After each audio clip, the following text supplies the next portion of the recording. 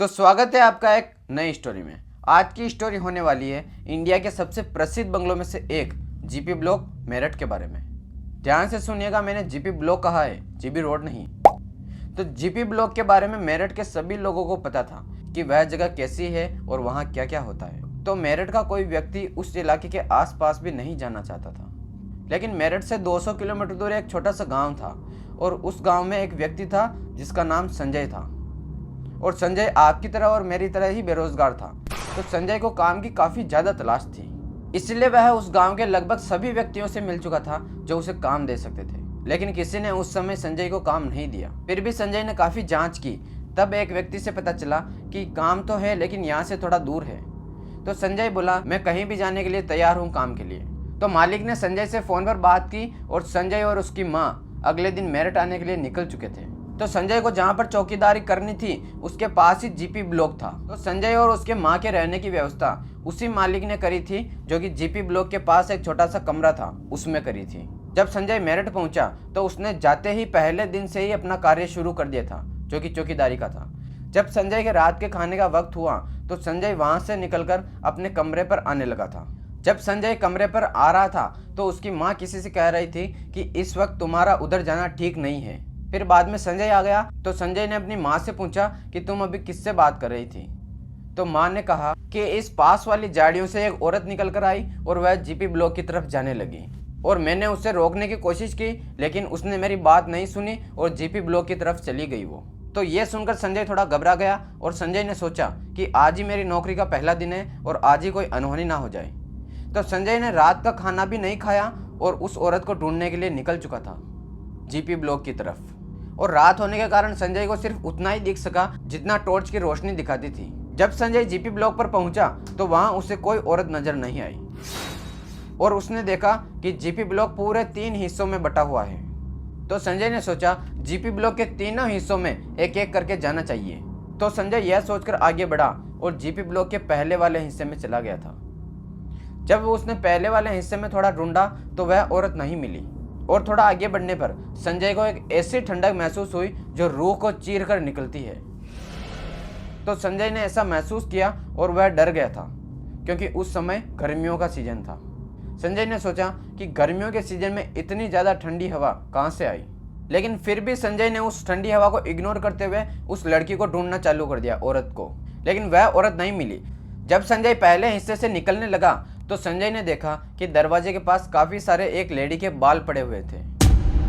यह सब देखकर भी संजय दूसरे हिस्से में जाने लगा। जब वह दरवाजे के बाहर निकला तो संजय के पीछे एक लाल रोशनी निकली थी। तो संजय ने पीछे देखा तो संजय को दिखा कि 2 आंखें मुझे घूर रही है। तो संजय वापस पहले हिस्से में गया और वहां देखने लगा कि यह लाल रोशनी कहां से आई। तो वह 2 आंखें गायब हो चुकी थी। यह सब देखकर भी संजय दूसरे हिस्से में गया और वह जैसे ही दूसरे हिस्से में गया तो संजय को एक ऐसी बदबू आई जैसे कोई जानवर मरा पड़ा हो। संजय ने दूसरे हिस्से में भी काफ़ी ढूंढा उस औरत को, लेकिन वह औरत वहां पर भी नहीं दिखी थी। तो संजय वहां से निकलने लगा तो दूसरे हिस्से की एक दीवार में एक छोटा सा क्रैक था। संजय ने उस क्रैक के पार देखा तो उसे दिखा था कि 4 लोग मदिरा सेवन कर रहे थे।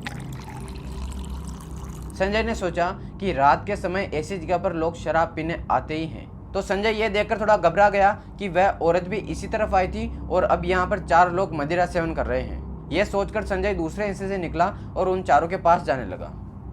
और जैसे ही संजय उन चारों के पास गया वो चारों गायब हो गए थे। जैसे ही वो चारों गायब हुए तो संजय को तीसरे हिस्से से काफी जोर जोर से हंसने की आवाज आने लगी। तो संजय ने सोचा कि वह औरत शायद तीसरे हिस्से में गई होगी। यह सोचकर संजय तीसरे हिस्से में चला गया और जब वह तीसरे हिस्से में पहुंचा तो वही चारों मदिरा सेवन कर रहे थे जो संजय को बाहर दिखे थे। और संजय काफ़ी ज़ोर ज़ोर से उन पर चिल्लाने लगा, लेकिन संजय की बात किसी ने नहीं सुनी। तो संजय तंग आकर अपनी लाठी लेकर उन चारों के पास गया और जैसे ही पहले व्यक्ति पर संजय ने लाठी चलाई तो वो लाठी पार निकल चुकी थी। यह देखकर संजय काफ़ी ज़्यादा डर गया और थोड़ा पीछे हट गया था। तो उन चारों ने संजय की तरफ देखा। तो संजय ने उन चारों का चेहरा देखा तो वो चेहरे काफ़ी ज़्यादा सड़ चुके थे। तो संजय काफ़ी ज़्यादा डर गया और वह उस हिस्से से भागने लगा जो कि तीसरा हिस्सा था। तो संजय तीसरे हिस्से से भागते भागते पहले हिस्से तक आ गया था। जब संजय पहले हिस्से की तरफ आया तो संजय ने देखा कि एक औरत तीसरे हिस्से की तरफ जा रही है।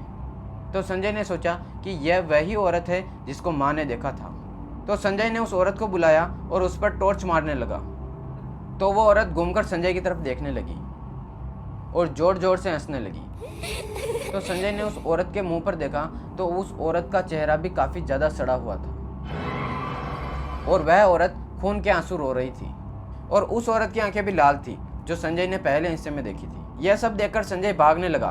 तो भागते भागते संजय अचानक रुक गया था क्योंकि वही औरत संजय के सामने आ चुकी थी। जब उस औरत ने संजय को देखा तो उस औरत ने संजय को काफ़ी जोर से धक्का दिया। तो संजय चिल्लाकर नीचे गिर गया और संजय के सिर पर चोट आई थी और काफ़ी ज़्यादा खून भी बहा।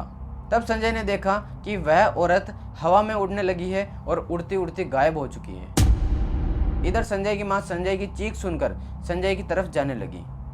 जब माँ वहाँ पहुँची तो संजय घायल हुआ पड़ा था वहाँ और माँ ने संजय को उठाया। तो संजय हाँफते हाँफते उठा और जीपी ब्लॉक की तरफ देखने लगा। तो संजय ने सारी बातें अपनी माँ को बताई। तो माँ और संजय दोनों अपने कमरे पर आने लगे थे। तो अचानक संजय रुक गया और संजय के कानों में एक आवाज़ आने लगी जो कि केवल संजय को आ रही थी, उसकी माँ को नहीं। वह आवाज़ एक औरत की थी जो औरत संजय को कह रही थी, आज के बाद जीपी ब्लॉक की तरफ आना मत, वरना तुम और तुम्हारी माँ को मार देंगे। यह सब देखकर संजय काफ़ी ज़्यादा डर गया और उसने उसी दिन से बल्कि उसी वक्त से वो नौकरी छोड़ दी और अपने गांव आने के लिए निकल चुका था। और वह आज की तारीख में एक किसान है जो कि अपने गांव में ही रहता है और खुश रहता है। तो ये थी जीपी ब्लॉक मेरठ की कहानी। अगर आपके साथ भी ऐसा हॉरर इंसिडेंट हुआ है तो हमें कमेंट करके बताएं।